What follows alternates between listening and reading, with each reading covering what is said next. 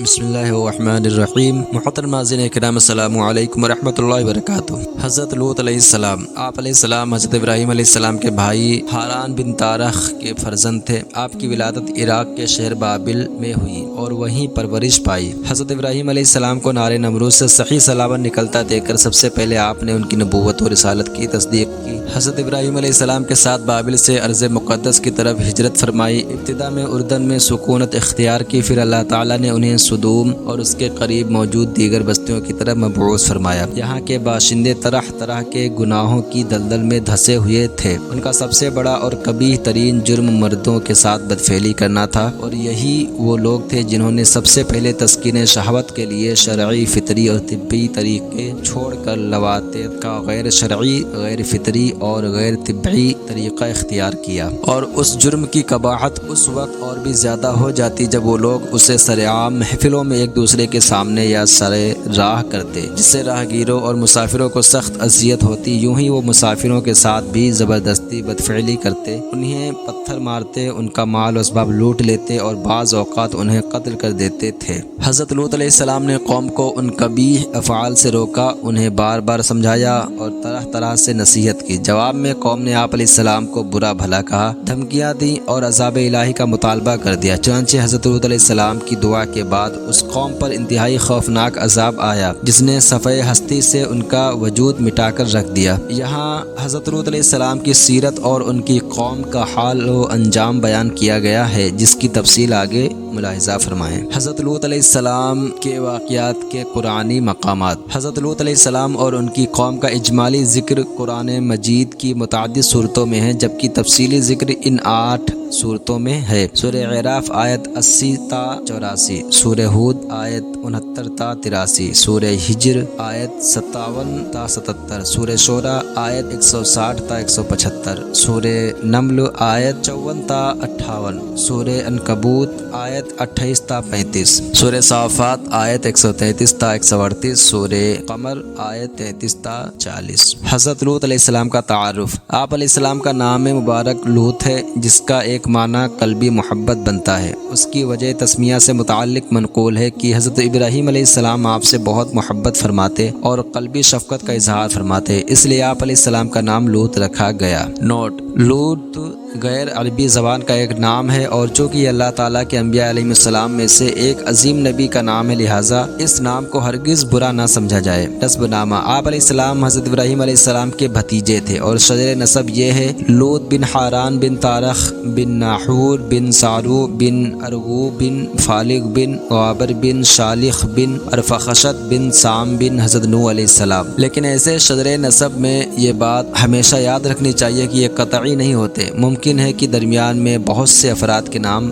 رہ گئے ہوں۔ حضرت کعب رضی اللہ تعالیٰ عنہ فرماتے ہیں، حضرت لوط علیہ السلام سفید رنگت، حسین چہرے، باریک ناک اور خوبصورت دانتوں والے تھے۔ جب آپ علیہ السلام مسکراتے تو بہت پیارے انداز میں مسکراتے تھے، اور آپ علیہ السلام تمام لوگوں سے زیادہ حسن و وقار اور حکمت والے تھے۔ جب حضرت ابراہیم علیہ السلام نمرود اور اس کی قوم کی طرف سے جلائی گئی آگ سے صحیح سلامت باہر تشریف لے آئے تو یہ معجزہ دیکھ کر حضرت لوط علیہ السلام نے آپ کی رسالت کی تصدیق کی۔ ارشاد باری تعالیٰ ہے: فآمن لہ لوط، اور تو ابراہیم کی تصدیق لوط نے کی۔ یاد رہے کہ یہاں ایمان سے رسالت کی تصدیق ہی مراد ہے، کیونکہ اصل توحید و ایمان کا اعتقاد تو انہیں ہمیشہ سے حاصل ہے کہ آپ علیہ السلام نبی ہیں، اور انبیاء کرام علیہ السلام ہمیشہ ہی مومن ہوتے ہیں، اور کسی حال میں ان سے کفر کا تصور تک نہیں کیا جا سکتا۔ جب حضرت ابراہیم علیہ السلام نے شہر بابل سے ہجرت فرمائی تو ان کے ہمراہ آپ علیہ السلام نے بھی ہجرت کی۔ حضرت ابراہیم علیہ السلام نے سرزمین فلسطین میں قیام فرمایا، اور حضرت لوط علیہ السلام نے اردن میں رہائش اختیار کی۔ مروی ہے کہ یہاں کچھ لوگوں نے حضرت لوط علیہ السلام پر قابو پا کر انہیں قید کر لیا، ان کا مال چھینا اور مویشیوں کو بھی ہانک کر لے گئے۔ جب حضرت ابراہیم علیہ السلام کو خبر ملی تو آپ سینکڑوں افراد کو ساتھ لے کر ان کے تعاقب میں روانہ ہوئے۔ آپ علیہ السلام نے حضرت لوط علیہ السلام کو چھڑا لیا، ان کا مال و متاع بھی واپس لیا، اور ان دشمنان خدا کی بہت سی تعداد کو تہہ تیغ کر دیا اور انہیں شکست دے کر دمشق کے شمال تک ان کا تعاقب کیا۔ یہاں برزہ کے مقام پر پڑاؤ ڈالا اور کچھ عرصہ یہاں رہنے کے بعد فاتحانہ شان سے اپنے علاقہ میں تشریف واپس لے گئے۔ کچھ عرصے بعد اللہ تعالیٰ نے آپ علیہ السلام کو نبوت و رسالت کا منصب عطا فرمایا، اہل صدوم کی طرف بھیج دیا تاکہ انہیں دین حق کی دعوت دیں اور برے کاموں سے منع کریں۔ اللہ تعالیٰ نے حضرت لوط علیہ السلام پر بہت سے انعامات فرمائے، جن میں سے 8 انعامات یہ ہیں۔ نمبر 1، حضرت ابراہیم علیہ السلام کے ساتھ آپ علیہ السلام کو بھی نمرود اور اس کی قوم سے نجات عطا فرمائی اور انہیں برکت والی سرزمین شام کی طرف روانہ کیا۔ ارشاد باری تعالیٰ ہے وَنَجَّيْنَاهُ وَلُوطًا إِلَى الْأَرْضِ الَّتِي بَارَكْنَا فِيهَا لِلْعَالَمِينَ، اور ہم نے اسے اور لوط کو اس سرزمین کی طرف نجات عطا فرمائی جس میں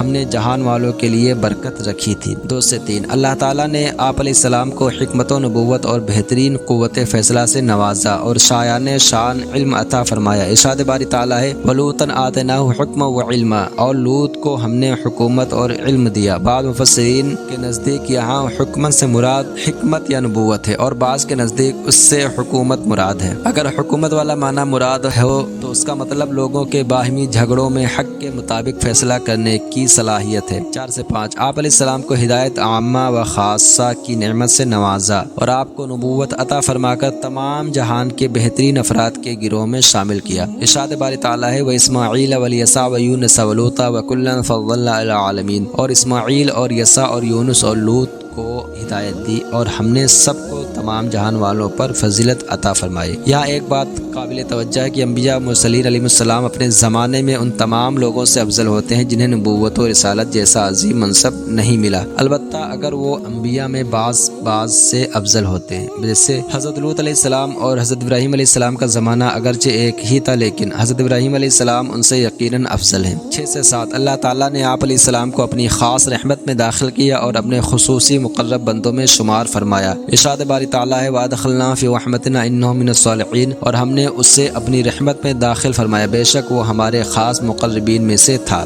8، اللہ تعالیٰ نے آپ علیہ السلام کو ان لوگوں کی ہدایت کے لیے بھیجا جو لواطت جیسے غلیظ و گھنونے فعل میں ملوث تھے، اور پھر ان لوگوں کے ہدایت قبول نہ کرنے پر آپ علیہ السلام کو اس بستی سے نجات عطا فرمائی۔ چنانچہ ارشاد باری تعالیٰ ہے وَنَجَّيْنَاهُ مِنَ الْقَرْيَةِ الَّتِي كَانَتْ تَعْمَلُ الْخَبَائِثَ إِنَّهُمْ كَانُوا قَوْمًا سَوْءٍ فَاسِقِينَ، اور اسے اس بستی سے نجات بخشی جو گندے کام کرتی تھی، بے شک وہ برے لوگ نافرمان تھے۔ اللہ تعالیٰ نے حضرت لوط علیہ السلام کو گندے کام کرنے والوں کی بستی سے نجات دینے کو اپنے احسانات میں شمار فرمایا۔ اس سے معلوم ہوا کہ برے پڑوسیوں سے نجات مل جانا اللہ تعالیٰ کی بہت بڑی نعمت ہے، اس لیے برے دوستوں سے دور رہنا چاہیے۔ حضرت لوط علیہ السلام کی دعوت و تبلیغ۔ حضرت لوط علیہ السلام جس قوم کی طرف رسول بنا کر بھیجے گئے وہ اپنے وقت کے بدترین گناہوں، بری عادات اور قابل نفرت افعال میں مبتلا تھے۔ یہاں ان کے اعمال و افعال کی ایک فہرست ملاحظہ ہو۔ نمبر 1، کفر و شرک کرنا۔ نمبر 2، حضرت لوط علیہ السلام کی تکذیب کرنا۔ نمبر 3، واجب حقوق کی ادائیگی میں بخل کرنا۔ نمبر 4، صدقہ نہ دینا۔ نمبر 5، مسافروں کی حق تلفی کرنا۔ نمبر 6، مسافروں پر ظلم و ستم کرنا۔ نمبر 7، ان کا مال ناحق لوٹ لینا۔ نمبر 8، ان سے بھتہ وصولنا۔ نمبر 9، ان سے زبردستی بدفعلی کرنا۔ نمبر 10، راہ گیروں کو کنکریاں مارنا۔ نمبر 11، کبوتر بازی کرنا۔ نمبر 12، ایک دوسرے کا مذاق اڑانا۔ نمبر 13، بات بات پر گالیاں دینا۔ نمبر 14، تالیاں اور سیٹیاں بجانا۔ نمبر 15، مجلس میں بلند آواز سے ریح خارج کرنا۔ نمبر 16، مونچھیں بڑی رکھنا اور داڑھیاں تراش دینا۔ نمبر 17، چغل خوری کرنا۔ نمبر 18، ریشمی لباس پہننا۔ نمبر 19، گانے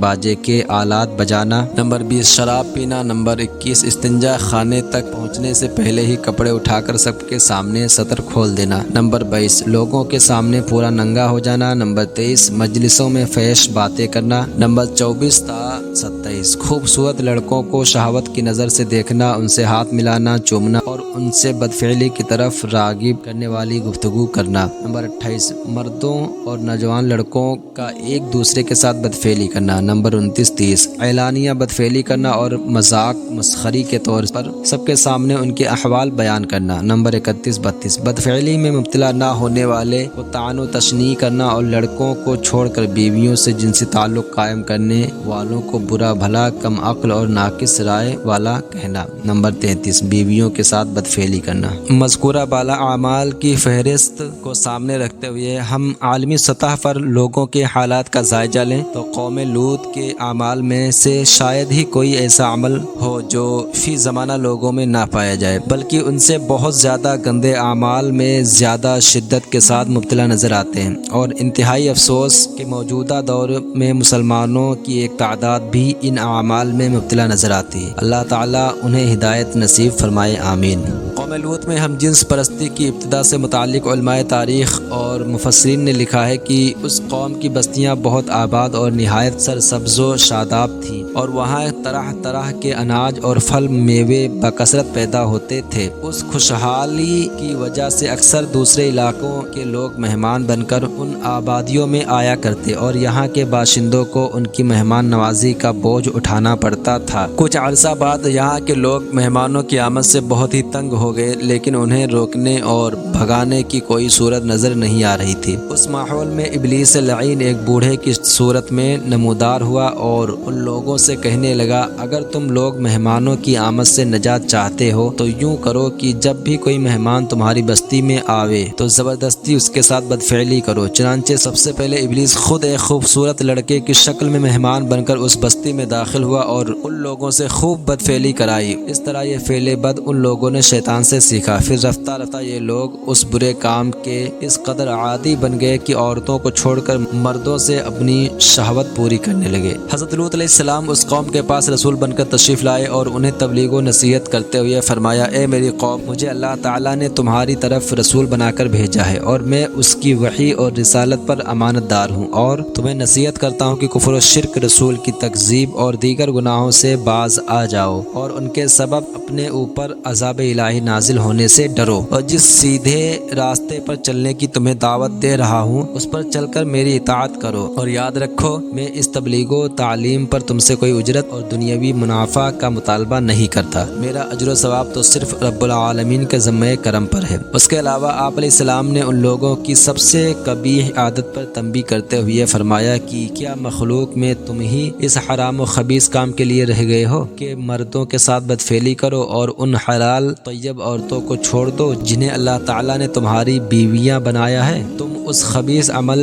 کی وجہ سے حد سے بڑھ چکے ہو۔ قرآن پاک میں ہے، کذبت قوم لوط المرسلین اذ قال لهم اخوهم لوط الا تتقون انی لکم رسول امین فاتقوا اللہ واطیعون وما اسألکم علیہ من اجر ان اجری الا علی رب العالمین اتأتون الذکران من العالمین وتذرون ما خلق لکم ربکم من ازواجکم بل انتم قوم عادون۔ لوط کی قوم نے رسولوں کو جھٹلایا جب ان سے ان کے ہم قوم لوط نے فرمایا، کیا تم نہیں ڈرتے؟ بے شک میں تمہارے لیے امانت دار رسول ہوں، تو اللہ سے ڈرو اور میری اطاعت کرو، اور میں اس پر تم سے کچھ اجرت نہیں مانگتا، میرا اجر تو صرف رب العالمین کے ذمہ ہے۔ کیا تم لوگوں میں سے مردوں سے بدفعلی کرتے ہو اور اپنی بیویوں کو چھوڑتے ہو جو تمہارے لیے تمہارے رب نے بنائی ہیں، بلکہ تم لوگ حد سے بڑھنے والے ہو۔ حضرت لوط علیہ السلام کی نصیحت کے جواب میں ان لوگوں نے کہا، اے لوط، اگر تم نصیحت کرنے اور اس فعل کو برا کہنے سے باز نہ آئے تو ضرور تمہیں اس شہر سے ہی نکال دیا جائے گا۔ قالوا لئن لم تنته یا لوط لتکونن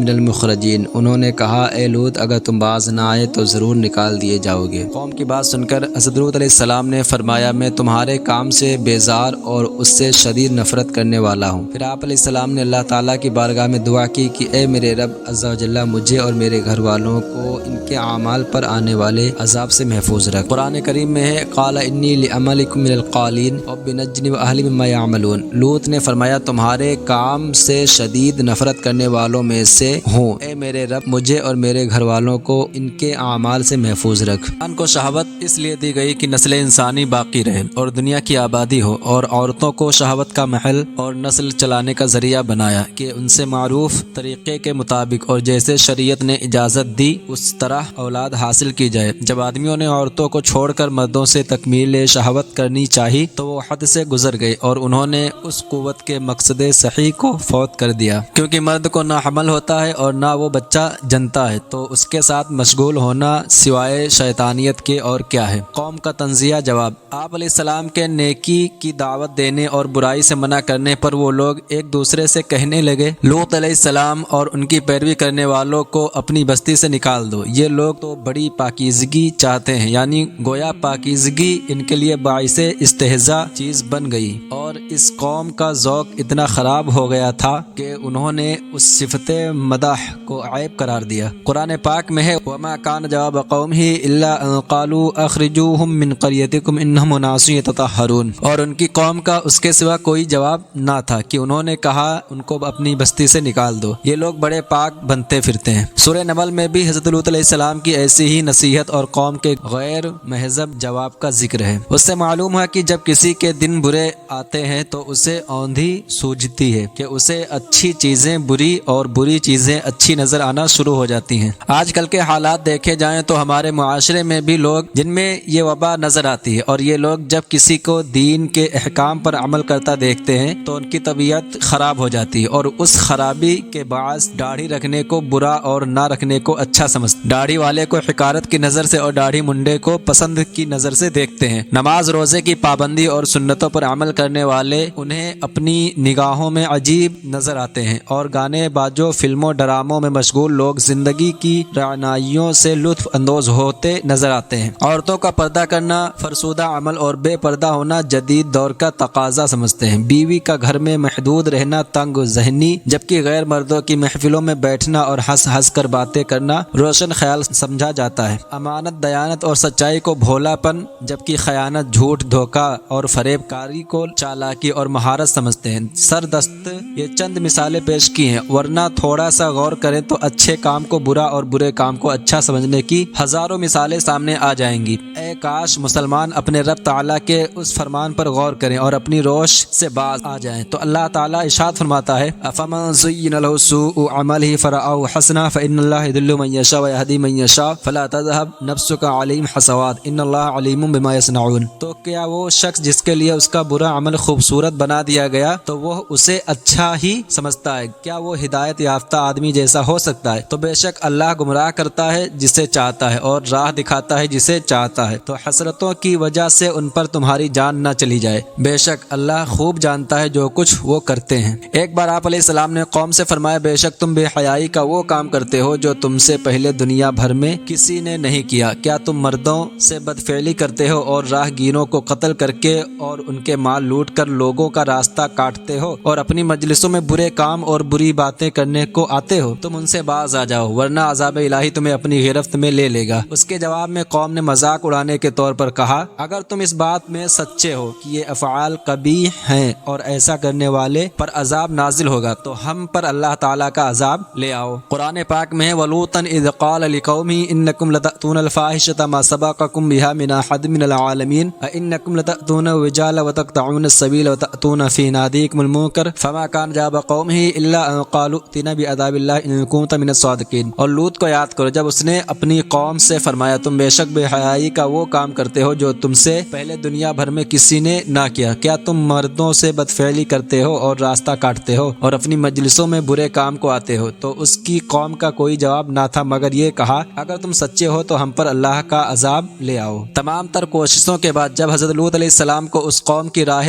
راست پر آنے کی امید نہ رہی تو آپ علیہ السلام نے اللہ تعالیٰ کی بارگاہ میں عرض کی قال رب انصرنی علی القوم المفسدین۔ لوط نے عرض کی اے میرے رب ان فسادی لوگوں کے مقابلے میں میری مدد فرما۔ یہاں اس باب سے متعلق 4 اہم باتیں ملاحظہ ہوں۔ بدفعلی حضرت لوط علیہ السلام کی قوم کی ایجاد ہے، اسی لیے اسے لواطت کہتے ہیں، یہ حرام قطعی ہے اور اس کا منکر کافر ہے۔ بیوی کے ساتھ بھی یہ فعل حرام اور گناہ کبیرہ ہے۔ قرآن کریم احادیث مبارکہ اور بزرگان دین کے فرامین میں لواطت و بدفعلی کی شدید مذمت بیان کی گئی ہے، چنانچہ ارشاد باری تعالیٰ ہے وَنَجَّيْنَاهُ مِنَ الْقَرْيَةِ الَّتِي كَانَتْ تَعْمَلُ الْخَبَائِثَ إِنَّهُمْ كَانُوا قَوْمَ سَوْءٍ فَاسِقِينَ، اور اسے اس بستی سے نجات بخشی جو گندے کام کرتی تھی، بے شک وہ برے لوگ نافرمان تھے۔ رسول اللہ صلی اللہ علیہ وسلم نے 3 بار ارشاد فرمایا لعن اللہ من عمل عمل قوم لوط، اس شخص پر اللہ تعالیٰ کی لعنت ہو جو قوم لوط والا عمل کرے۔ حضرت عبداللہ بن عباس اللہ تعالیٰ عنہما فرماتے ہیں بدفعلی کا مرتکب اگر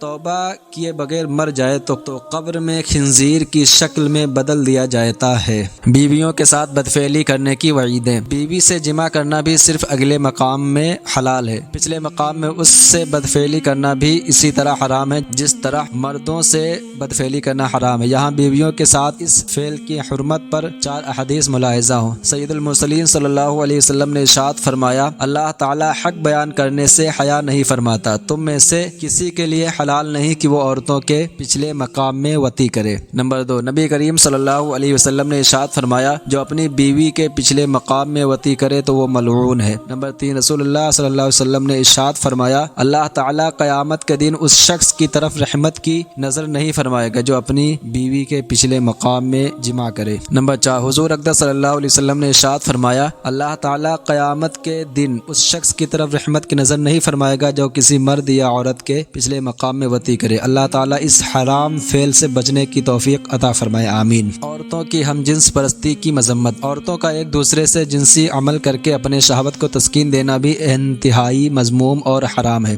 حضرت واصلہ بن اسقا رضی اللہ تعالیٰ عنہ سے روایت ہے، حضور اکرم صلی اللہ علیہ وسلم نے ارشاد فرمایا عورتوں کا ایک دوسرے سے جنسی عمل کرنا ان کے درمیان زنا ہے، یعنی جس طرح زنا حرام ہے اسی طرح عورت کا عورت کے ساتھ جنسی عمل کرنا حرام ہے۔ اس کی مذمت کے لیے یہی کافی ہے کہ حضرت لوط علیہ السلام کی قوم کی عورتیں اسی عمل کے سبب عذاب کی حقدار ٹھہری اور مردوں کے ساتھ بھی یہی مبتلا عذاب ہوئی تھی، جیسا کہ حضرت حذیفہ رضی اللہ تعالیٰ عنہ فرماتے ہیں حضرت لوط علیہ السلام کی قوم اس وقت عذاب کی حقدار ٹھہری جب ان کی عورتیں عورتوں سے اور مرد مردوں سے شہوت پوری کرنے میں مشغول ہو گئے۔ اور حضرت محمد بن علی رحمۃ اللہ علیہ سے پوچھا گیا کیا اللہ تعالیٰ نے حضرت لوط علیہ السلام کی قوم کی عورتوں کو ان کے مردوں کے عمل کے سبب عذاب میں مبتلا کیا؟ آپ رحمۃ اللہ علیہ نے فرمایا بے شک اللہ تعالیٰ سب سے زیادہ انصاف فرمانے والا ہے، اس قوم کے مرد مردوں سے اور عورتیں عورتوں سے شہوت پوری کیا کرتے تھے، اس لیے مردوں کے ساتھ عورتیں بھی مبتلا عذاب ہوئیں۔ نسل انسانی پر اللہ تعالیٰ کی بہت بڑی رحمت ہے کہ اس نے انسانوں کے لیے وہ چیز حلال فرمائی جو ان کی دنیا و آخرت کے لیے فائدہ مند، دنیاوی بقا اور اخروی نجات کے لیے ضروری ہے، اور وہ چیزیں منع کر دیں جو دنیا آخرت کے لیے نقصان کا باعث ہو۔ یاد رہے کہ اللہ تعالیٰ نے انسان کی فطری خواہش یعنی شہوت کی تسکین کا ذریعہ عورت کو بنایا ہے، اور اس میں بھی یوں کھلی چھوٹ نہیں دی کہ وہ جب چاہیں اور جس عورت سے چاہیں اپنی فطری خواہش پوری کر لیں، کہ یہ تو سراسر تباہی و ہلاکت اور جنگ و جدل کا پیش خیمہ ہے۔ لہٰذا اللہ تعالیٰ نے انسانوں کو اپنی شہوت کی تسکین کے لیے نکاح کا ایک مقدس نظام دیا ہے تاکہ انسانوں کو اپنے جذبات کی تکمیل کے لیے جائز اور مناسب راہ مل سکے، اخلاقی طور پر بے راہ روی کا شکار نہ ہو، نسل انسانی کی بقا کا سامان مہیا ہو اور لوگ ایک خاندانی نظام کے تحت معاشرے میں امن و سکون کے ساتھ اپنی زندگی گزار سکیں۔ لیکن فی زمانہ عالمی سطح پر تہذیب و تمدن کے دعوے دار کئی غیر مسلم ممالک نے اللہ تعالیٰ کے اس نظام سے بغاوت کرتے ہوئے اپنے معاشروں میں لواطت کو قانوناً جائز قرار دے رکھا ہے، بلکہ کئی مسلم ممالک میں بھی یہ وبا پھیلتی چلی جا رہی ہے، اور جن ملکوں میں اسے قانوناً اگرچہ جائز قرار نہیں دیا گیا وہاں بھی ہر جگہ بہت سے لوگ اس غیر فطری عادت اور حرام کاری میں مبتلا نظر آتے ہیں۔ اس حرام کاری کو قانوناً جائز قرار دینے والے ملکوں میں اخلاقی اور خاندانی نظام کی تباہی کا حال کھلی آنکھوں سے دیکھا جا سکتا ہے کہ شرم و حیا کا قتل عام گلی گلی نظر آتا ہے، جس کے نتیجے میں خاندانی نظام تقریباً ختم ہو کر رہ گیا ہے۔ مردوں کی مردوں اور عورتوں کی عورتوں سے باہم لذت آشنائی کے باعث ان ملکوں میں نسل انسانی تیزی سے کم ہو رہی ہے اور آبادی کی شرح خطرناک حد تک کم ہو چکی ہے۔ شہوت پرست لوگ بچے جننے اور ان کی تربیت کرنے پر راضی نہیں۔ یہ لواطت اور ہم جنس پرستی کا عمومی نقصان ہے۔ بطور خاص لواطت اور ہم جنس پرستی کا عادی انسان مختلف امراض کا شکار ہو جاتا ہے، اور ایڈز جیسے مہلک مرض کا بہت بڑا سبب بھی یہی حرام کاری ہے۔ ایڈز وہ انتہائی خطرناک مرض ہے کہ جس کی ہولناک کی وجہ سے اس وقت دنیا بھر کے لوگ لرزہ بر اندام ہیں۔ یہ عالمگیر مرض کی صورت اختیار کرتا جا رہا ہے۔ کروڑوں افراد اس مہلک مرض میں مبتلا ہیں اور آئے دن اس کے مریضوں کی تعداد میں اضافہ ہی ہوتا جا رہا ہے۔ اب تک لاکھوں افراد اس مرض کی وجہ سے ہلاک ہو چکے ہیں، اور جو زندہ ہیں وہ انتہائی کرب کی زندگی گزار رہے ہیں۔ میڈیکل سائنس اور طب کے دیگر شعبوں میں تمام تر ترقی کے باوجود ابھی تک اس مرض کا کوئی مؤثر علاج دریافت نہیں کیا جا سکا۔ اللہ تعالیٰ سب مسلمانوں کو اس حرام کاری سے محفوظ رکھے، آمین۔ لواطت کا عمل عمل عقلی اور طبی دونوں اعتبار سے بھی انتہائی خبیث ہے۔ عقلی اعتبار سے اس کی ایک خباثت یہ ہے کہ یہ عمل فطرت کے خلاف ہے، کیونکہ اللہ تعالیٰ نے فطری اعتبار سے مرد کو عمل کرنے والا اور عورت کو خاص مقام میں عمل قبول کرنے والا بنایا ہے۔ نیز لواطت انسان جانوروں کی بھی فطرت کے خلاف ہے کہ جانور بھی شہوت پوری کرنے کے لیے نر کی طرف یا مادہ کے خاص مقام کے علاوہ کسی طرف نہیں بڑھتا، اس لیے لواطت کرنے والا فطرت کے خلاف چلتا ہے۔ دوسری خباثت یہ ہے کہ اس کی وجہ سے نسل انسانی میں اضافہ رک جاتا ہے، کیونکہ اللہ تعالیٰ نے نسل انسانی میں اضافہ کا طریقہ مرد و عورت کے مخصوص ملاپ میں رکھا ہے جو حمل کا ذریعہ بنتا ہے اور اسی ذریعے سے انسان کی پیدائش ہوتی ہے اور یوں نسل انسانی بڑھتی ہے۔ اب اگر شہوت کو اصل ذریعے کی بجائے کسی اور ذریعے سے تسکین دی جائے تو اس کا نتیجہ یہ ہوگا کہ نسل انسانی میں اضافہ رک جائے گا، اور اس صورت میں انتہائی سنگین مسائل کا سامنا کرنا پڑے گا، جیسے وہ ممالک جن میں لواطت کے عمل کو رواج دیا گیا ہے، آج ان کا حال یہ ہو چکا ہے کہ وہ دوسرے ممالک کے لوگوں کو اپنے ہاں بلوا کر اور انہیں آسائش دے کر اپنے ملک کے لوگوں کی تعداد بڑھانے پر مجبور ہیں، اور وقت کے ساتھ ساتھ یہ مسئلہ بڑھتا جائے گا، اور یقین کریں کہ وہ وقت آئے گا جب لواطت کی اجازت دینے والے ممالک اس پر پابندی لگانے اور نکاح کو رواج دینے پر مجبور ہو جائیں گے۔ تیسری خباثت یہ ہے کہ لواطت کا عمل ذلت و رسوائی اور فعل و مفعول میں عداوت اور نفرت پیدا ہونے کا ایک سبب ہے، جبکہ شوہر کا اپنی بیوی کے ساتھ جماع کرنا عزت کا ذریعہ اور ان میں الفت و محبت بڑھنے کا سبب ہے، جیسا کہ اللہ تعالیٰ ارشاد فرماتا ہے وَمِنْ آیَاتِهِ أَنْ خَلَقَ لَكُم مِّنْ أَنفُسِكُمْ أَزْوَاجًا لِتَسْكُنُوا إِلَيْهَا وَجَعَلَ بَيْنَكُم مَّوَدَّةً وَرَحْمَةً، اور اس کی نشانیوں سے ہے کہ اس نے تمہارے لیے تمہاری ہی جنس سے جوڑے بنائے تاکہ تم ان کی طرف آرام پاؤ، اور تمہارے درمیان محبت و رحمت رکھی۔ اور عقل سلیم رکھنے والے کے نزدیک وہ عمل ضرور خبیث ہے جو ذلت و رسوائی اور نفرت و عداوت پیدا ہونے کا سبب بنے۔ طبی طور پر اس کی خباثت کے لیے یہی کافی ہے کہ انسان کی قوت مدافعت ختم کر کے اسے انتہائی کرب کی زندگی گزارنے پر مجبور کر دینے والا اور ابھی تک لا علاج مرض پھیلنے کا بہت بڑا سبب لواطت ہے، اور اسی لیے جن ممالک میں یہ فعل بد رائج ہے وہاں اس سے پیدا ہونے والے امراض کے حوالے سے ویکسین، احتیاطی تدابیر اور نہ جانے کیا کیا پاپڑ بیلنے پڑتے ہیں۔ اس کی دوسری طبی خباثت یہ ہے کہ اللہ تعالیٰ نے عورت کے رحم میں منی کو جذب کرنے کی زبردست قوت رکھی ہے، اور جب مرد اپنی بیوی کے ساتھ جماع کرتا ہے تو اس کے جسم کا جو حصہ عورت کے جسم میں جاتا ہے تو رحم اس سے منی کے تمام قطرات جذب کر لیتا ہے، جبکہ عورت اور مرد کے پچھلے مقام میں منی جذب کرنے کی صلاحیت نہیں رکھی گئی، اور جب مرد لواطت کا عمل کرتا ہے تو اس کے بعد لواطت کے عمل کے لیے استعمال کیے گئے جسم کے حصے میں منی کے کچھ قطرات رہ جاتے ہیں، اور بعض اوقات ان میں تعفن پیدا ہو جاتا ہے اور جسم کے اس حصے میں سوزاک وغیرہ مہلک قسم کے امراض پیدا ہو جاتے ہیں اور اس شخص کا جینا دشوار ہو جاتا ہے۔ حضرت لوط علیہ السلام کی قوم پر نزول عذاب۔ حضرت لوط علیہ السلام کی دعا قبول ہوئی اور اللہ تعالیٰ نے قوم لوط پر عذاب نازل کرنے کے لیے فرشتے بھیج دیے۔ یہ فرشتے حکم الہی کے مطابق پہلے حضرت ابراہیم علیہ السلام کی بارگاہ میں حاضر ہوئے تاکہ انہیں حضرت اسحاق علیہ السلام کی بشارت دیں۔ فرزندگی بشارت ملنے کے بعد حضرت ابراہیم علیہ السلام نے فرشتوں سے آنے کا مزید مقصد بھی پوچھا، چنانچہ سورہ زاریات میں ہے قال فما خطبکم ایھا المرسلون قالوا انا ارسلنا الی قوم مجرمین لنرسل علیہم حجارۃ من طین مسومۃ عند ربک للمسرفین۔ ابراہیم نے پوچھا تو اے بھیجے ہوئے فرشتوں پھر تمہارا کیا مقصد ہے؟ انہوں نے کہا بے شک ہم ایک مجرم قوم کی طرف بھیجے گئے ہیں تاکہ ان پر گارے کے پتھر برسائیں جن پر تمہارے رب کے پاس سے حد سے بڑھنے والوں کے لیے نشان لگائے ہوئے ہیں۔ حضرت ابراہیم علیہ السلام نے قوم لوط کے بارے میں عرض کی فلما ذهب عن ابراہیم الروع وجاءته البشرى یجادلون فی قوم لوط، پھر جب ابراہیم سے خوف زائل ہو گیا اور اس کے پاس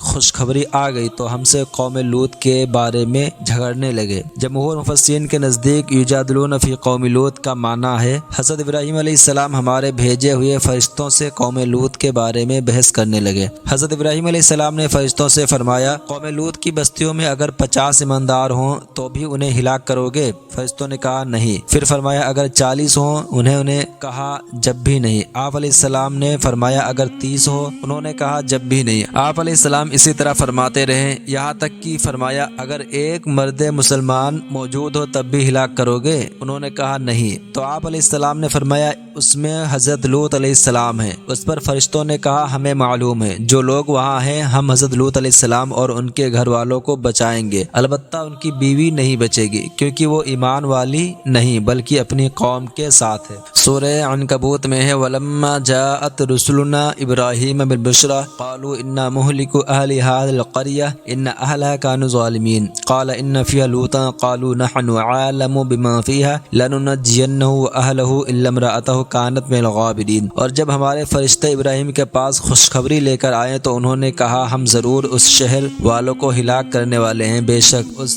شہر والے ظالم ہیں۔ فرمایا اس میں تو لوط بھی ہیں۔ فرشتوں نے کہا ہمیں خوب معلوم ہے جو کوئی اس میں ہے ضرور ہم اسے اور اس کے گھر والوں کو نجات دیں گے سوائے اس کی بیوی کے کہ وہ پیچھے رہ جانے والوں میں سے ہے۔ یہاں فرشتوں نے نجات دینے کی نسبت اپنی طرف کی۔ اس سے معلوم ہے کہ اللہ تعالیٰ کے بعض کام اس کے خاص بندوں کی طرف منسوب کیے جا سکتے ہیں کیونکہ نجات دینا در حقیقت اللہ تعالیٰ کا کام ہے، مگر فرشتوں نے کہا ہم نجات دیں گے، لہٰذا حضور پنو صلی اللہ علیہ وسلم کے ہمیں ایمان کی دولت سے نوازنے اور قیامت میں شفاعت فرمانے کی وجہ سے ہم کہہ سکتے ہیں کہ آپ صلی اللہ علیہ وسلم دوزخ سے نجات دیتے، جنت عطا کرتے اور مشکل کشائی فرماتے ہیں۔ الغرض سوال و کلام سے حضرت ابراہیم علیہ السلام کا مقصد قوم کو مزید مہلت دینا تھا تاکہ بستی والے کفر اور لواطت وغیرہ سے توبہ کر سکیں، لیکن جب کلام کا سلسلہ دراز ہوا تو فرشتوں نے عرض کی یا ابراہیم عارض عن ھذا انہ قد جاء امر ربک وانہم آتیہم عذاب غیر مردود۔ ہم نے فرمایا اے ابراہیم اس بات سے کنارہ کشی کر لیجئے،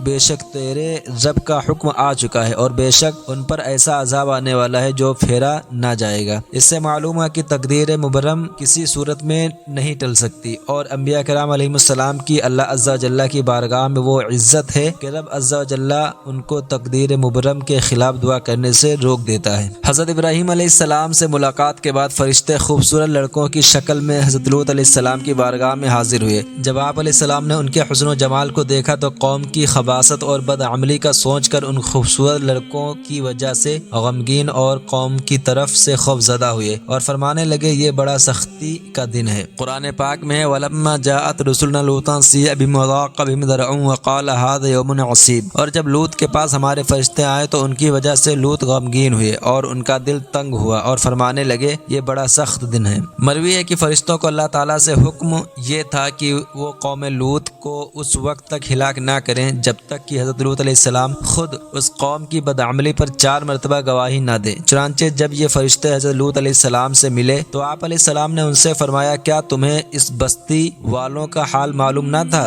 فرشتوں نے کہا ان کا کیا حال ہے؟ ارشاد فرمایا میں گواہی دیتا ہوں کہ عمل کے اعتبار سے روئے زمین پر یہ بدترین بستی ہے، اور یہ بات آپ نے 4 مرتبہ فرمائی۔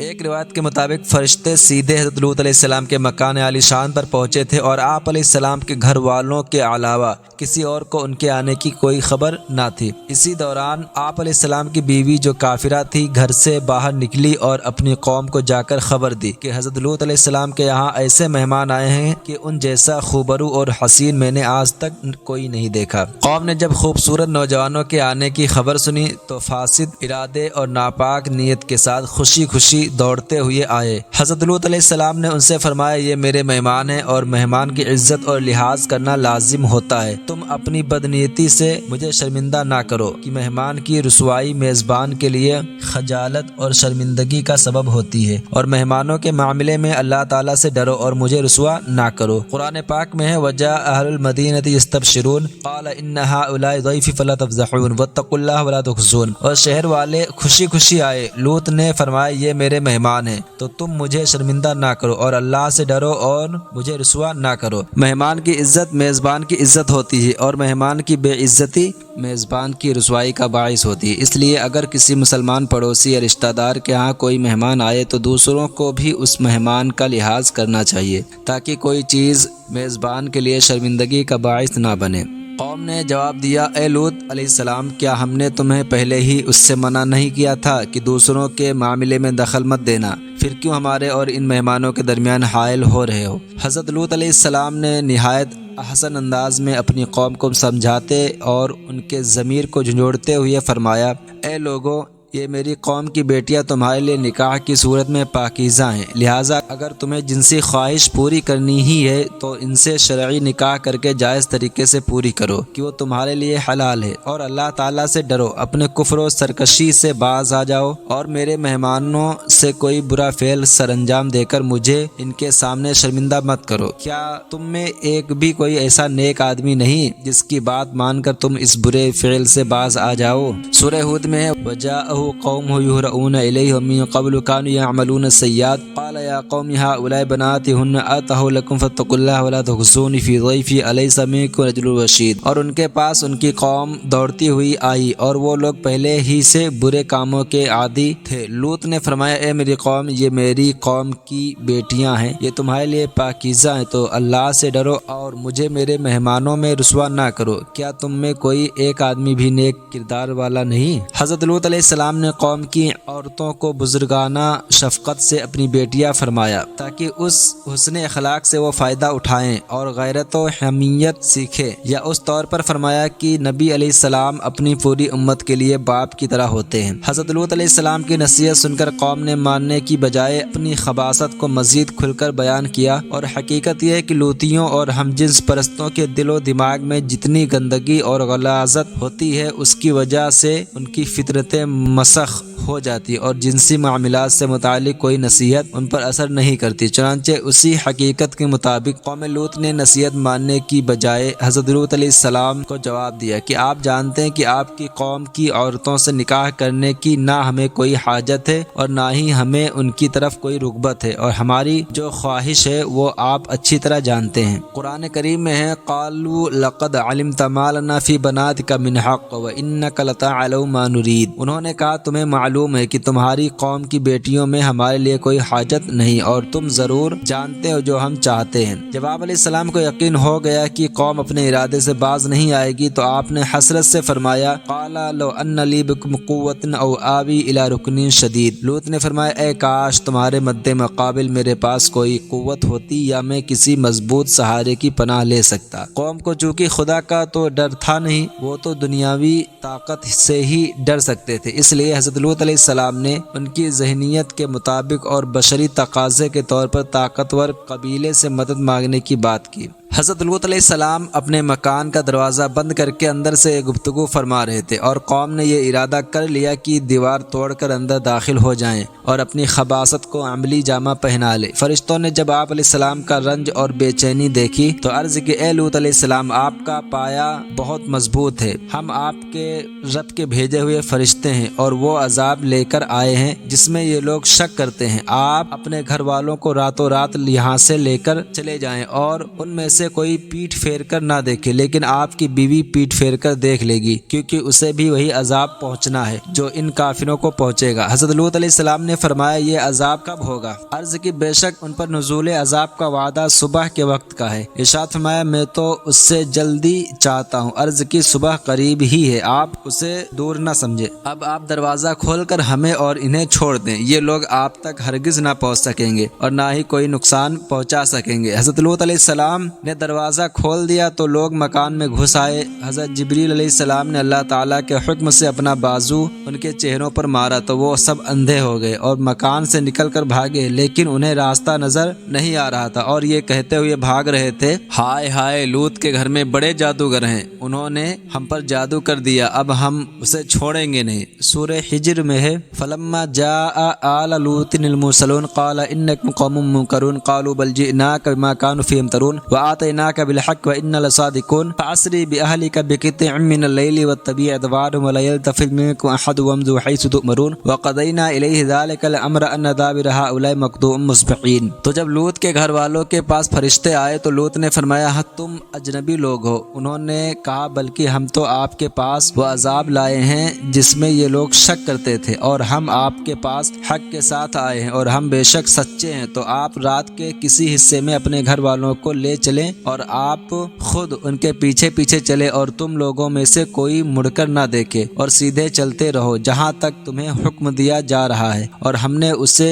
اس حکم کا فیصلہ سنا دیا کہ صبح کے وقت ان کافروں کی جڑ کٹ جائے گی۔ حضرت لوط علیہ السلام نے فرشتوں کو اجنبی لوگ کہا۔ اس سے معلوم ہے کہ کبھی نبی علیہ السلام فرشتوں کو بھی نہیں پہچانتے، البتہ یاد رہے کہ جب وحی نازل ہونے کے وقت فرشتہ حاضر ہوتا ہے تو اس وقت نبی علیہ السلام فرشتے کو ضرور پہچانتے، اگر اس وقت بھی نہ پہچانے تو وہی قطعی نہ رہے گی۔ سورہ ہود میں ہے قال لو ان لی بکم قوۃ او آوی الی رکن شدید قالوا یا لوط ان رسل ربک لن یصلوا الیک فاسری باہلک بقطع من اللیل ولا یلتفت منکم احد الا امرأتک انه مصیبها ما اصابهم ان موعدهم الصبح الیس الصبح بقریب۔ لوط نے فرمایا اے کاش تمہارے مد مقابل میرے پاس کوئی قوت ہوتی یا میں کسی مضبوط سہارے کی پناہ لے سکتا۔ فرشتوں نے عرض کی اے لوط ہم تمہارے رب کے بھیجے ہوئے ہیں، یہ لوگ آپ تک ہرگز نہیں پہنچ سکیں گے، تو آپ اپنے گھر والوں کو راتوں رات لے جائیں اور تم میں کوئی پیٹ پھیر کر نہ دیکھے سوائے تیری بیوی کے، بے شک اسے بھی وہی عذاب پہنچنا ہے جو ان کافروں کو پہنچے گا، بے شک ان کا وعدہ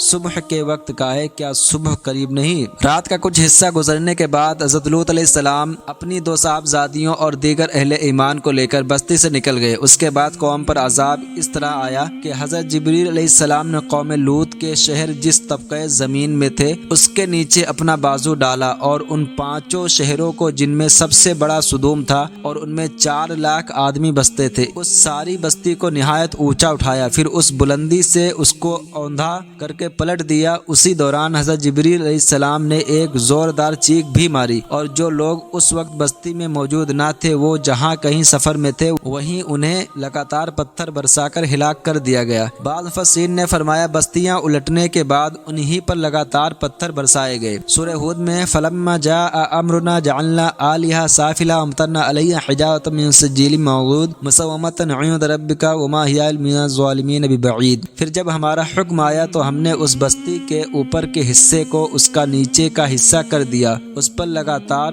کنکر کے پتھر برسائے جن پر تیرے رب کی طرف سے نشان لگے ہوئے تھے اور وہ پتھر ظالموں سے کچھ دور نہیں۔ سورہ حجر میں فأخذتهم الصیحة مشرقین فجعلنا عالیہا سافلا وامطرنا علیہم حجارۃ من سجیل۔ تو دن نکلتے ہی انہیں زوردار چیخ نے آ پکڑا تو ہم نے اس بستی کا اوپر کا حصہ اس کے نیچے کا حصہ کر دیا اور ان پر کنکر کے پتھر برسائے۔ حضرت لوط علیہ السلام کی بیوی جس کا نام واحلہ تھا وہ آپ پر ایمان نہ لائی بلکہ کافرہ ہی رہی، اپنی قوم سے محبت رکھتی اور ان کے لیے جاسوسی کرتی تھی، یہ عذاب میں مبتلا ہوئی۔ پر عذاب سے متعلق ایک روایت یہ ہے کہ بستی سے نکلتے وقت حضرت لوط علیہ السلام نے اسے بھی وہیں چھوڑ دیا تھا اور جب قوم پر عذاب نازل ہوا تو یہ بھی ان کے ساتھ ابتلاء عذاب ہوئی۔ اور ایک روایت یہ ہے کہ چلتے وقت حضرت لوط علیہ السلام اسے بھی اپنے ساتھ لے کر نکلے تھے، پھر جب قوم پر عذاب نازل ہوا تو اس نے مڑ کر پیچھے دیکھ لیا اور کہنے لگی ہائے میری قوم، تو اسے بھی ایک پتھر آ کر لگا جس سے یہ ہلاک ہو گئی۔ سورہ صافات میں ہے وَإِنَّ لُوطًا لَمِنَ الْمُرْسَلِينَ إِذْ نَجَّيْنَاهُ وَأَهْلَهُ أَجْمَعِينَ إِلَّا عَجُوزًا فِي الْغَابِرِينَ ثُمَّ دَمَّرْنَا الْآخِرِينَ۔ اور بے شک لوط ضرور رسولوں میں سے ہے جب ہم نے اسے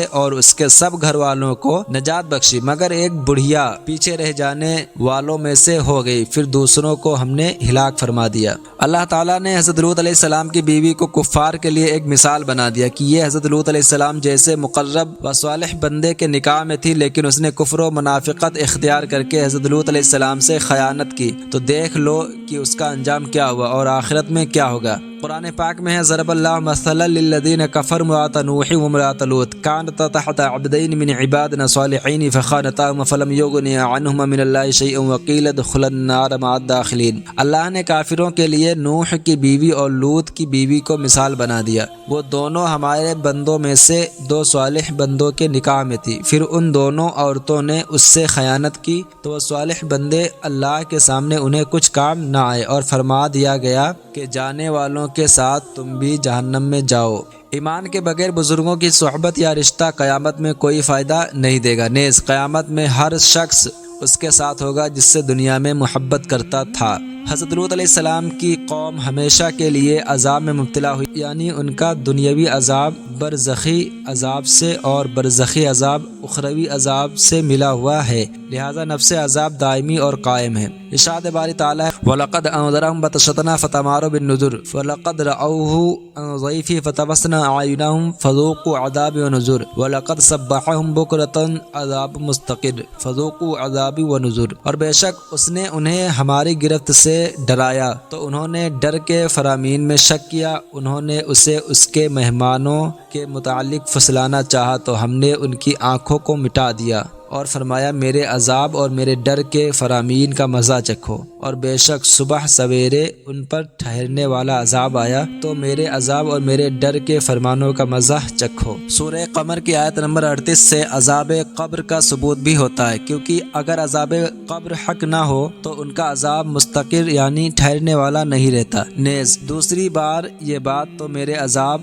اور میرے ڈر کے فرمانوں کا مزہ چکھو اس لیے فرمائی گئی کہ ان پر عذاب 2 مرتبہ نازل ہوا تھا۔ پہلا عذاب خاص ان لوگوں پر ہوا تھا جو حضرت لوط علیہ السلام کے گھر میں داخل ہوئے تھے، اور دوسرا عذاب سب کو عام تھا۔ جب اس شہر پر عذاب آیا تو حضرت لوط علیہ السلام اور ان پر ایمان لانے والے حضرات کو اللہ تعالیٰ نے پہلے ہی وہاں سے نکال لیا، اور اس شہر میں یہی گھرانہ مسلمان تھا۔ ایک قول یہ ہے کہ وہ حضرت لوط علیہ السلام اور آپ کی دونوں صاحبزادیاں تھیں، اور ایک قول یہ ہے کہ حضرت لوط علیہ السلام اور ان کے اہل بیت میں سے جن لوگوں نے نجات پائی ان کی تعداد 13 تھی۔ قرآن پاک میں فَأَخْرَجْنَا مَنْ كَانَ فِيهَا مِنَ الْمُؤْمِنِينَ فَمَا وَجَدْنَا فِيهَا غَيْرَ بَيْتٍ مِنَ الْمُسْلِمِينَ، تو ہم نے اس شہر میں موجود ایمان والوں کو نکال لیا تو ہم نے وہاں ایک ہی گھر مسلمان پایا۔ اور ارشاد فرمایا کذبت قوم لوط بالنذر انا ارسلنا علیہم حاصبا الا آل لوط نجیناہم بسعو نعمۃ من عندنا کذلک نجزی من شکر۔ لوط کی قوم نے ڈر سنانے والوں رسولوں کو جھٹلایا، بے شک ہم نے ان پر ایک پتھراؤ بھیجا سوائے لوط کے گھر والوں کے، ہم نے انہیں رات کے آخری پہر بچا لیا اپنے پاس سے احسان فرما کر، ہم یوں ہی شکر کرنے والوں کو صلہ دیتے ہیں۔ قوم لوط کی بستیوں کی تباہی اور بربادی کی واضح نشانیاں بعد میں آنے والے لوگوں کے لیے بطور عبرت باقی رکھی گئیں۔ حضرت عبداللہ بن عباس اللہ تعالیٰ عنہ فرماتے ہیں وہ روشن نشانی حضرت لوط علیہ السلام کے قوم کے ویران مکان ہے، اور یہی قول زیادہ واضح ہے کیونکہ قرآن پاک میں ان بستیوں کے اہل عرب کے راستوں پر واقع ہونے کا ذکر کیا گیا ہے۔ قوم لوط کے انجام کو اللہ تعالیٰ نے بعد والے تمام لوگوں کے لیے عبرت کی بہت بڑی نشانی بنا دیا تاکہ وہ اس قوم جیسا گندہ ترین کام نہ کرے۔ چنانچہ حصول عبرت کے لیے قرآن پاک میں اس واقعے کو بار بار بیان کیا گیا۔ چنانچہ ارشاد باری تعالیٰ ہے وَأَمْطَرْنَا عَلَيْهِمْ مَطَرًا فَسَاءَ مَطَرُ الْمُنذَرِينَ إِنَّ فِي ذَلِكَ لَآيَةً وَمَا كَانَ أَكْثَرُهُم مُؤْمِنِينَ، اور ہم نے ان پر ایک خاص بارش برسائی تو ڈرائے جانے والوں کی بارش کتنی بری تھی، بے شک اس میں ضرور نشانی ہے اور ان میں اکثر مسلمان نہ تھے۔ اور ارشاد فرمایا وَأَمْطَرْنَا عَلَيْهِمْ مَطَرًا فَانظُرْ كَيْفَ كَانَ عَاقِبَةُ الْمُجْرِمِينَ، اور ہم نے ان پر بارش برسائی تو دیکھو مجرموں کا کیسا انجام ہوا۔ اور ارشاد فرمایا اذ نجیناہ واہلہ اجمعین الا عجوزا فی الغابرین ثم دمرنا الآخرین وانکم لتمرون علیہم مصبحین وباللیل افلا تعقلون، جب ہم نے اسے اور اس کے سب گھر والوں کو نجات بخشی مگر ایک بڑھیا پیچھے رہ جانے والوں میں ہو گئی، پھر دوسروں کو ہم نے ہلاک فرما دیا۔ اور اے لوگوں بے شک تم صبح کے وقت ان کے پاس سے گزرتے ہو اور رات کے وقت بھی ان بستیوں سے گزرتے ہو، تو کیا تم سمجھتے نہیں؟ اور ارشاد فرمایا ان فی ذلک لآیات للمتوسمین وانھا لفی سبیل مقیم ان فی ذلک لآیۃ للمؤمنین، بے شک اس میں غور کر کے عبرت حاصل کرنے والوں کے لیے نشانیاں ہیں، اور بے شک وہ بستیاں اس راستے پر ہیں جو اب تک قائم ہیں، بے شک اس میں ایمان والوں کے لیے نشانیاں ہیں۔ اور ارشاد فرمایا وَلَقَدْ تَرَكْنَا مِنْهَا آیَةً بَيِّنَةً لِقَوْمٍ يَعْقِلُونَ، اور بے شک ہم نے عقل والوں کے لیے اس بستی میں روشن نشانی کو باقی رکھا۔ اور ارشاد فرمایا وَتَرَكْنَا فِيهَا آیَةً لِلَّذِينَ يَخَافُونَ الْعَذَابَ الْعَلِيمَ، اور ہم نے اس میں ان لوگوں کے لیے نشانی باقی رکھی جو دردناک عذاب سے ڈرتے ہیں۔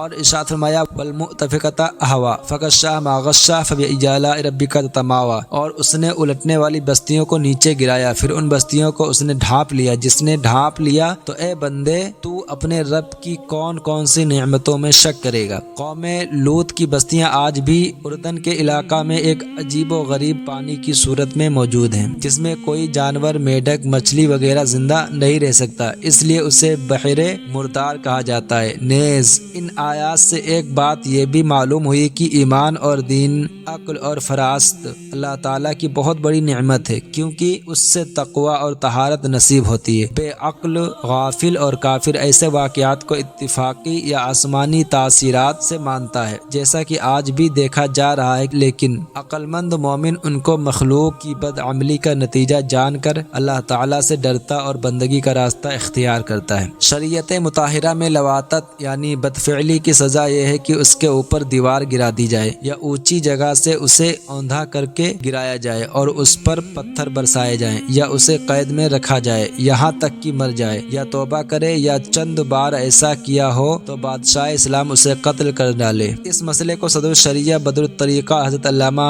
مولانا مفتی محمد امجد علی اعظمی رحمۃ اللہ علیہ نے تفصیل سے اس طرح ذکر فرمایا: اغلام یعنی پیچھے کے مقام میں وطی کی تو اس کی سزا یہ ہے کہ اس کے اوپر دیوار گرا دیں، اونچی جگہ سے اسے اوندھا کر کے گرائیں اور اس پر پتھر برسائیں یا اسے قید میں رکھیں یہاں تک کہ مر جائے یا توبہ کرے، یا چند بار ایسا کیا ہو تو بادشاہ اسلام اسے قتل کر ڈالے۔ الغرض یہ فعل نہایت خبیث ہے، بلکہ زنا سے بھی بدتر ہے۔ اسی وجہ سے اس میں حد نہیں کہ بعضوں کے نزدیک حد قائم کرنے سے اس گناہ سے پاک ہو جاتا ہے، اور یہ اتنا برا ہے کہ جب تک توبہ خالصہ نہ ہو اس میں پاکی نہ ہوگی، اور اغلام کو حلال جاننے والا کافر ہے۔ یہی مذہب جمہور ہے۔ تنبیہ: یہ یاد رہے کہ سزاؤں کے نفاذ کا اختیار صرف حاکم اسلام کو ہے۔ یہاں ایک سوال پیدا ہوتا ہے کہ بعض لوگ بدفعلی کے اس قدر عادی ہو جاتے ہیں کہ انہیں اس گندے عمل میں مبتلا ہوئے بغیر سکون حاصل نہیں ہوتا، اور یہ چاہ کر بھی اس برائی سے بچ نہیں پاتے۔ ایسے لوگوں کو اس خبیث عمل سے نجات پانے کے لیے کیا کرنا چاہیے؟ اس کا جواب یہ ہے کہ جس کے دل میں بدفعلی اور ہم جنس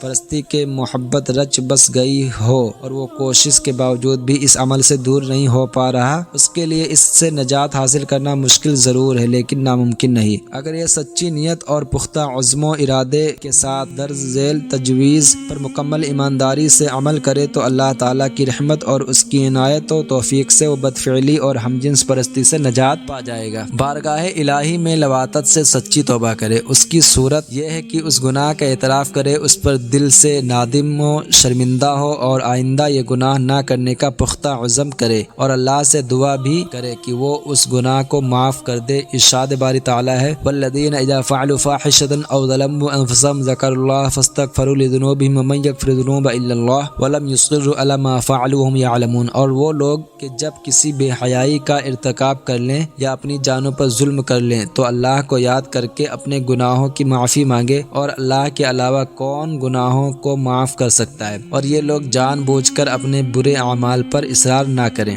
نمبر 2، بارگاہ الہی میں دل کی گہرائیوں سے بکثرت دعا و التجا کرے کہ اب کہ اے رب کریم تو میرے دل و دماغ سے لواطت کی محبت نکال دے اور مجھے اس گندے فعل سے محفوظ فرما۔ یہ اس لیے ضروری ہے کہ نیکی کرنے کی توفیق اور گناہ سے بچنے کی طاقت اللہ تعالیٰ کی طرف سے ہی نصیب ہوتی ہے۔ نمبر 3، فرائض و واجبات اور سنتوں وغیرہ کی ادائیگی کرے اور بطور خاص تمام حقوق و شرائط کے ساتھ پابندی سے نماز ادا کرتا رہے۔ ارشاد باری تعالیٰ ہے: وَأَقِمِ الصَّلَاةَ إِنَّ الصَّلَاةَ تَنْهَىٰ عَنِ الْفَحْشَاءِ وَالْمُنكَرِ وَلَذِكْرُ اللَّهِ أَكْبَرُ وَاللَّهُ يَعْلَمُ مَا تَصْنَعُونَ۔ اور نماز قائم کرو، بے شک نماز بے حیائی اور بری بات سے روکتی ہے، اور بے شک اللہ کا ذکر سب سے بڑا ہے اور اللہ جانتا ہے جو تم کرتے ہو۔ حضرت انس رضی اللہ عنہ سے مروی کہ ایک انصاری جوان سرکار دو عالم صلی اللہ علیہ وسلم کے ساتھ نماز پڑھا کرتا تھا اور بہت سے کبیرہ گناہوں کا ارتکاب کرتا تھا۔ حضور پنو صلی اللہ علیہ وسلم سے اس کی شکایت کی گئی تو آپ نے ارشاد فرمایا اس کی نماز کسی دن اسے ان باتوں سے روک دے گی۔ چنانچہ کچھ ہی عرصے میں اس نے توبہ کر لی اور اس کا حال بہتر ہو گیا۔ نمبر 4، اس بات کو بطور خاص پیش نظر رکھے کہ اللہ تعالیٰ اس کے ہر ظاہری اور باطنی عمل کو جانتا ہے۔ ایک بزرگ فرماتے ہیں: اے لوگو، اللہ تعالیٰ تمام مقامات اور احوال میں تمہارے عملوں کو جانتا ہے، تو جسے اس بات کا یقین ہو کہ اللہ تعالیٰ اس کا عمل جانتا ہے وہ گناہوں اور برے اعمال سے بچے اور تنہائی میں بھی طاعات، عبادات اور بطور خاص نماز کی طرف متوجہ رہے۔ نمبر 5، خود کو دینی اور جائز دنیاوی کاموں میں مصروف رکھے اور جب فرصت ملے تو ضروری آرام کے بعد تلاوت قرآن اور نفلی عبادات میں مشغول ہو کر اپنی آخرت کی بہتری کے لیے ثواب کا ذخیرہ اکٹھا کرے۔ نمبر 6، اپنی نگاہیں نیچی رکھے اور کسی مرد، لڑکے، نوجوان یا مرد کو شہوت کی نگاہ سے ہرگز نہ دیکھے اور بدفعلی سے خود کو دور رکھ کر اپنی شرمگاہ کی حفاظت کرے۔ ارشاد باری تعالیٰ ہے، قُل لِّلْمُؤْمِنِينَ يَغُضُّوا مِنْ أَبْصَارِهِمْ وَيَحْفَظُوا فُرُوجَهُمْ ذَلِكَ أَزْكَىٰ لَهُمْ إِنَّ اللَّهَ خَبِيرٌ بِمَا يَصْنَعُونَ۔ مسلمان مردوں کو حکم دو کہ اپنی نگاہیں کچھ نیچی رکھیں اور اپنی شرمگاہوں کی حفاظت کریں، یہ ان کے لیے زیادہ پاکیزہ ہے، بے شک اللہ ان کے کاموں سے خبردار ہے۔ نمبر 7، اس برائی میں مبتلا کرنے والے اسباب کا خاتمہ کرے، جیسے مرد لڑکوں سے دوستی نہ کریں، انہیں اپنے قریب نہ بٹھائیں، ان کے ساتھ تنہائی اختیار نہ کریں، اس سے برائی کی طرف راغب کرنے والوں سے دور رہیں، ہم جنس پرستوں سے ہر طرح کا تعلق ختم کر دیں، ان کے کسی مجمع میں شرکت نہ کریں اور بدفعلی کی ترغیب پر مشتمل لٹریچر پڑھنے سے بچیں۔ ارشاد باری تعالیٰ ہے، وَلَا تَقْرَبُوا الْفَوَاحِشَ مَا ظَهَرَ مِنْهَا وَبَطَنَ، اور ظاہری و باطنی بے حیائیوں کے پاس نہ جاؤ۔ وَإِمَّا يُنسِيَنَّكَ الشَّيْطَانُ فَلَا تَقْعُدْ بَعْدَ الذِّكْرِ مَعَ الْقَوْمِ الظَّالِمِينَ، اور اگر شیطان تمہیں بھلا دے تو یاد آنے کے بعد ظالموں کے پاس نہ بیٹھو۔ حضرت سیدنا حسن بن ذکوان رضی اللہ تعالیٰ عنہ فرماتے ہیں، جس کا خلاصہ یہ خوبصورت لڑکوں کے ساتھ نہ بیٹھا کرو، کیونکہ ان کی صورتیں کنواری عورتوں کی صورتوں جیسی ہوتی ہیں، نیز وہ عورتوں سے زیادہ فتنہ میں ڈالنے والے ہیں۔ تابعی بزرگ رضی اللہ تعالیٰ عنہ فرماتے ہیں، میں نوجوان سالک یعنی عابد و زاہد نوجوان کے ساتھ بے ریش لڑکے کے بیٹھنے کے ساتھ درندوں سے زیادہ خطرناک سمجھتا ہوں۔ نمبر 8، قوم لوط کے بدترین انجام بدفعلی کی وعیدوں اور دنیاوی نقصانات پر غور کرتا رہے کہ اس سے دل میں اللہ تعالیٰ کا خوف اور اس کے عذاب کا ڈر پیدا ہوگا اور یہ چیز بدفعلی سے روکے گی۔ حضرت لوط علیہ السلام نے اپنے مہمانوں سے ناواقف ہونے کے باوجود ان کی عزت افزائی اور احترام فرمایا، اور اس سے معلوم ہوا کہ مہمان کی عزت و احترام اور خاطر و تواضع کرنا انبیاء کرام علیہ السلام کی سنت ہے، اگرچہ میزبان اس سے واقف بھی نہ ہو۔ حضرت لوط علیہ السلام نے مہمانوں کی بے عزتی کو اپنی رسوائی قرار دیا۔ اس سے معلوم ہوا کہ جیسے مہمان کے احترام میں میزبان کی عزت ہوتی ہے، ایسے ہی مہمان کی بے عزتی میزبان کی رسوائی کا باعث ہوتی ہے۔ اس لیے اگر کسی مسلمان پڑوسی یا رشتہ دار کے ہاں کوئی مہمان آیا ہو تو دوسرے مسلمانوں کو چاہیے کہ وہ بھی اس کے مہمان کا احترام کرے تاکہ اس کی عزت و وقار قائم رہے، اور مہمان کی بے عزتی کرنے یا کوئی ایسا کام کرنے سے بچے جس سے مہمان اپنی بے عزتی محسوس کرے، تاکہ یہ چیز میزبان کے لیے شرمندگی اور رسوائی کا باعث نہ بنے۔ لواطت و ہم جنس پرستی کی بنا پر قوم لوط پر ایسا عذاب آیا جو کسی اور قوم پر نازل نہیں ہوا۔ اس سے معلوم ہوا کہ بدفعلی و ہم جنس پرستی بدترین جرم ہے، اور یہ فطرتی گراوٹ، بصیرت کے اندھے پن، عقل کی کمزوری اور قلت دین پر دلالت، ذلت و پستی کی علامت اور محرومی کا زینہ ہے۔ اللہ تعالیٰ نے گزشتہ زمانوں میں ہم جنس پرستی کے بدترین جرم کے شکار قوم کو انتہائی ہولناک عذاب میں مبتلا کیا، پھر ان کے حالات و انجام کو بیان کر دیا تاکہ قیامت تک آنے والی نسلیں اس خبیث عمل سے بھی بچیں اور قوم لوط کے انجام سے عبرت پکڑیں۔ لہٰذا ہر ایک کو اور بطور خاص ان لوگوں کو نصیحت حاصل کرنی چاہیے جو فی زمانہ ہم جنس پرستی کرنے اور اس کی ترغیب دینے کے لیے باقاعدہ تقریبات منعقد کرنے اور اسے قانونی جواز مہیا کرنے میں مصروف ہیں۔ فرشتوں نے حضرت لوط علیہ السلام اور اہل ایمان کو قوم کے شر سے بچایا اور عذاب سے نجات دی۔ اس سے معلوم ہے کہ اللہ تعالیٰ کے مقرب بندے اللہ تعالیٰ کی عطا سے بندوں کو آنے والی مصیبتوں سے بچانے کی قدرت رکھتے ہیں اور بچاتے بھی ہیں۔ حضرت ابو ہریرہ رضی اللہ تعالیٰ عنہ سے روایت رسول اللہ صلی اللہ علیہ وسلم نے ارشاد فرمایا، اللہ تعالیٰ حضرت لوط علیہ السلام پر رحم فرمائے، بے شک وہ کسی مضبوط سہارے کی پناہ لینے کی تمنا کرتے تھے۔ ترمذی شریف کی روایت میں ہے، حضرت لوط علیہ السلام پر اللہ تعالیٰ کی رحمت ہو، بے شک وہ کسی مضبوط سہارے کے لیے پناہ لینے کی تمنا کرتے تھے۔ جب انہوں نے کہا، اے کاش تمہارے مد مقابل میرے پاس کوئی قوت ہوتی